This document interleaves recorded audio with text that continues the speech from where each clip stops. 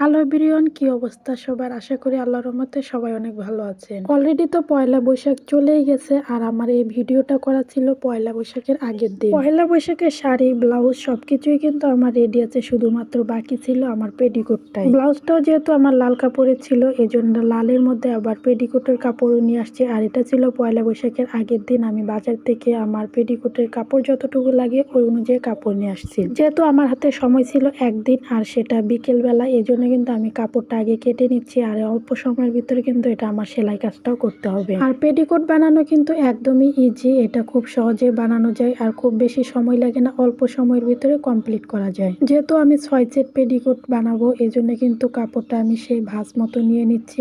আর এখন ভাঁজ মতো ফেলে তারপর কাটতে হবে। প্রথমে কিন্তু আমি ফিতার কাপড়টা আলাদা করে নিচ্ছি, আর কোমরের যে পট্টি দিব সেই পট্টির কাপড়টা আলাদা করে নিচ্ছি। এখন শুধু নিচের যে বডির অংশ আছে সেটাই কাটবো। পেটিকোট কাটা তো একদমই ইজি। প্রথমে যে কোমরের মাপটা আছে সেই কোমরের মাপটা নিতে হয়। কোমরের মাপটাকে 8 ভাগ করতে হয়, 8 ভাগের 1 ভাগ মাপ অনুযায়ী তারপর পেটিকোটটা কাটতে হয়। তো আমিও কিন্তু আমার যে মাপটা আছে ওই মাপটা আমি নিয়ে নিলাম। এখন সমান করে দাগটা দিয়ে দিতে হবে। উপর দিয়ে দাগ দিতে হবে একবার, আর নিচের দিয়ে দুই পাশে দাগ দিতে হবে। দিয়ে তারপর কাপড়টা কাটলে পেটিকোট কাটা হয়ে গেল। আর এটা সেলাই বলতে একদমই ইজি, কোনো প্যারা নেই, শুধু লম্বাভাবে সেলাই করলে হয়। আর শুধু উপরের পট্টিটা লাগিয়ে নিলে পেটিকোট কাটা কমপ্লিট হয়ে গেল। আমি যেহেতু উপরে দাগ দিয়ে নিচ্ছি আর নিচে দিয়ে দাগ দিয়ে দিচ্ছি, তো এখন লম্বা বরাবর একটা দাগ দিয়ে ওই সাইজটা দিয়ে আমি আবার লম্বা বরাবর কাপড়টা কেটে নিতে হবে।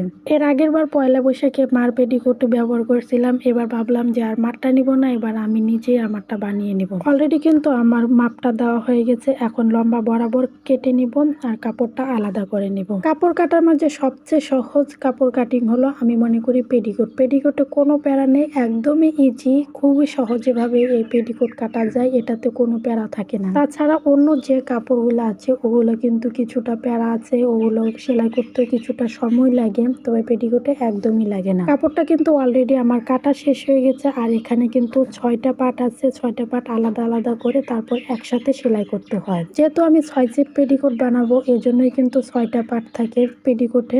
আর 6টা পার্টে আলাদা আলাদা করে একসাথে সেলাই করে তারপরে কিন্তু পেটিকোটটা কমপ্লিট করতে হয়। এই কাপড়টা যেহেতু মাঝখান দিয়ে সেলাই ছিল, তো এই সেলাই করে কাপড়টা আবার আলাদা আলাদা করে নিতে হবে। আর পেটিকোটের কিন্তু 6টা পার্ট এক সমান হয় না, 2টা পার্ট একটু বড় বড় থাকে, আর বাকি যে 4টা পার্ট থাকে ওই 4টা পার্ট কিন্তু ছোট ছোট থাকে। সেলাই করার সময় কিন্তু এই জিনিসটা একটু খেয়াল রেখে সেলাই করতে হয়, মানে বড় একটা পার্টের সাথে ছোট 2টা পার্ট একসাথে করে সেলাই করতে হয়। তো এখানে কিন্তু আমার অলরেডি কাপড়টা কাটা হয়ে গেছে, এখন শুধু সেলাইয়ের বাকি। আর মেশিনে বসলে এটা অল্প সময়ের মধ্যে সেলাই করে ফেলতে পারবো। তো সবাই ভালো থাকবেন, আল্লাহ হাফেজ।